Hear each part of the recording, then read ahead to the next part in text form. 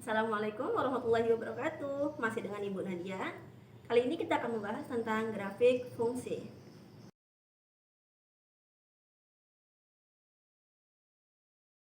Mengapa kita harus mempelajari grafik fungsi? Kalau sudah bisa, terus untuk apa? Grafik fungsi merupakan salah satu materi yang banyak digunakan dalam kehidupan sehari-hari.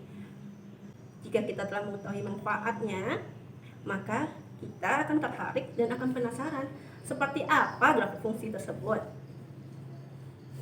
Pernahkah kamu melihat jembatan yang berbentuk seperti ini?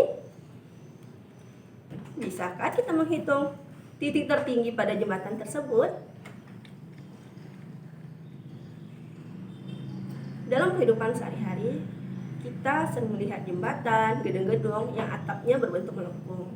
Para arsitek merancang pembangunannya jembatan ataupun atap gedung tersebut, salah satunya menggunakan konsep grafik fungsi kuadrat.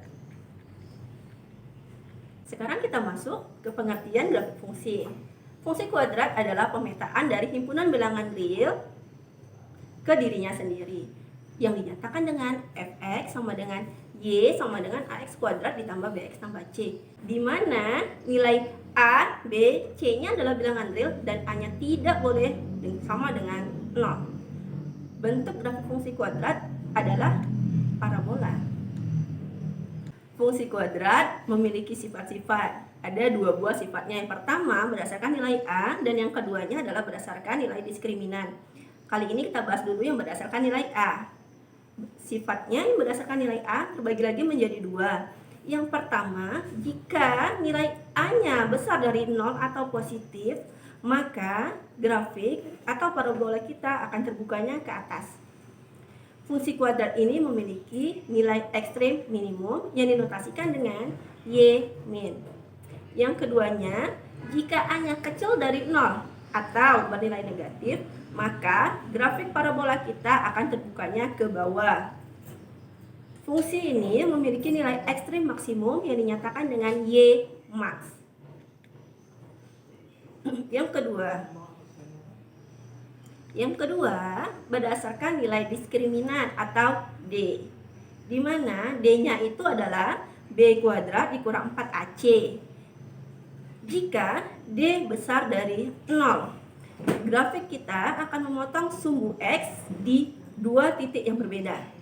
Jika D sama dengan 0, maka grafiknya akan menyinggung di sumbu X yang merupakan sebuah titik. Jika D-nya kecil dari 0, maka grafiknya tidak memotong ataupun tidak menyinggung sumbu X. Berikut adalah kedudukan grafik fungsi terhadap sumbu X. Pada gambar 1, 2, dan 3, itu posisi yang nilai A besar dari 0. Gambar pertama, jika D-nya besar dari 0, maka tadi telah disebutkan D-nya besar dari 0, maka akan memotong sumbu X di dua buah titik.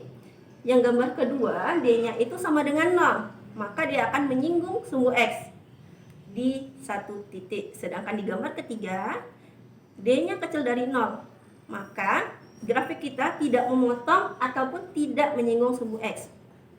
Berikutnya pada gambar 4, 5, dan 6, grafiknya terbuka ke bawah atau nilai A-nya kecil dari 0.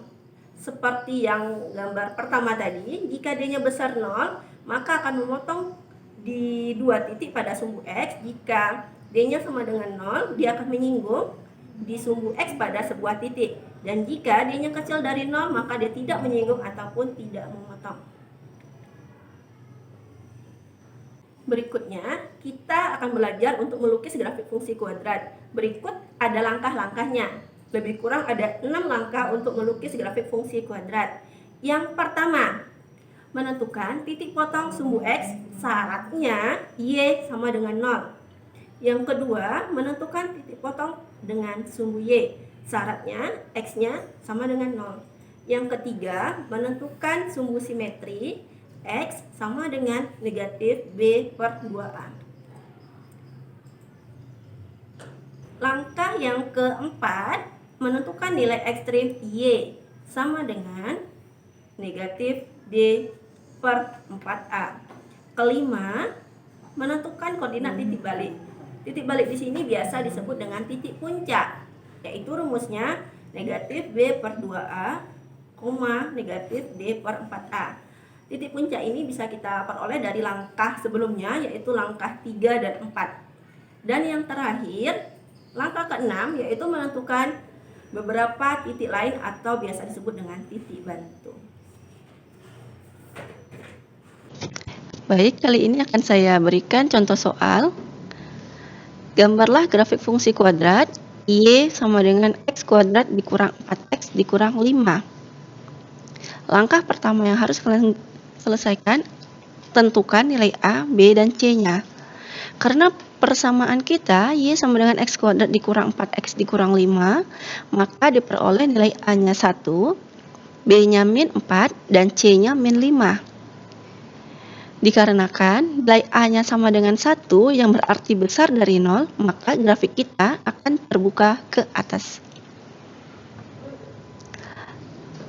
Adapun langkah-langkah sebelum kita melukis grafik, seperti yang telah dijelaskan di atas, yang pertama, yaitu menentukan titik potong dengan sumbu X. Syaratnya, Y sama dengan 0. Karena persamaan kita, X kuadrat dikurang 4X kurang 5 sama dengan Y, Y-nya kita ganti 0, maka diperolehlah X kuadrat dikurang 4X dikurang 5 sama dengan 0. Untuk memperoleh nilai X, itu bisa kita gunakan tiga cara.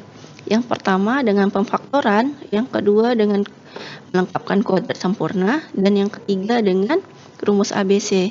Di sini saya menggunakan cara pemfaktoran.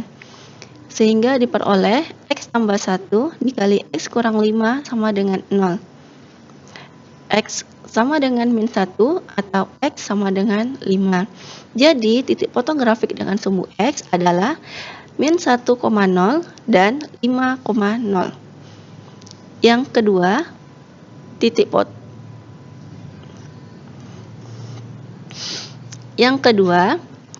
potong dengan sumbu Y. Syaratnya X sama dengan 0. Persamaan kita tadi adalah Y sama dengan X kuadrat dikurang 4X kurang 5. Dikarenakan nilai X-nya sama dengan 0, maka kita peroleh Y sama dengan 0 kuadrat dikurang 4 dikali 0 dikurang 5. Sehingga diperoleh nilai Y-nya sama dengan negatif 5. Jadi, titik potong grafik dengan sumbu Y adalah 0, min 5. Langkah yang ketiga yaitu menentukan sumbu simetri. Rumusnya X sama dengan min B per 2A.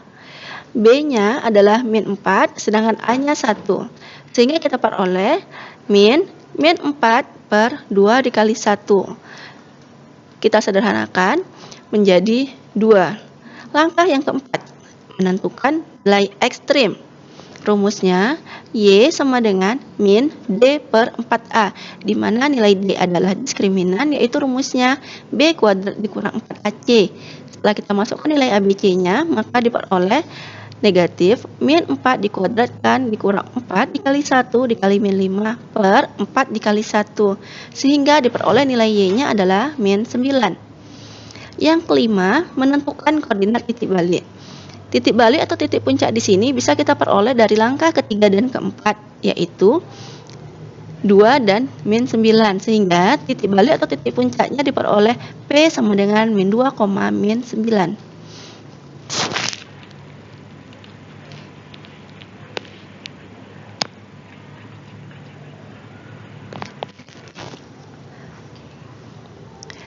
Langkah yang terakhir yaitu menentukan titik bantu. Di sini titik bantu yang dimaksudkan adalah kita bebas memilih nilai X-nya berapapun, bebas ya. Bisa 1, 2, 3, 0 bernilai negatif. Di sini saya mengambil 3 titik bantu, yaitu bernilai 1, 3, dan 4. Dimasukkan ke persamaan awal, tadi Y sama dengan X kuadrat dikurang 4X kurang 5. Untuk titik bantu yang pertama, nilai X-nya sama dengan 1. Maka artinya Y sama dengan 1 dikuadratkan kurang 4 kali 1 kurang 5, maka akan diperoleh min 8. Begitu juga jika X-nya kita ganti dengan 3, diperoleh nilai min 8, dan jika X-nya kita ganti dengan 4, maka akan diperoleh nilai min 5. Titik-titik yang telah diperoleh tadi pada langkah 1, 2, 3 sampai ke 6 ini kita masukkan ke dalam bidang kartesius. Untuk yang titik potong pada sumbu X tadi adalah min 1,0 dan 5,0. Ini dia yang pertama dan yang kedua. Sedangkan titik potong pada sumbu Y yang telah diperoleh tadi adalah 0,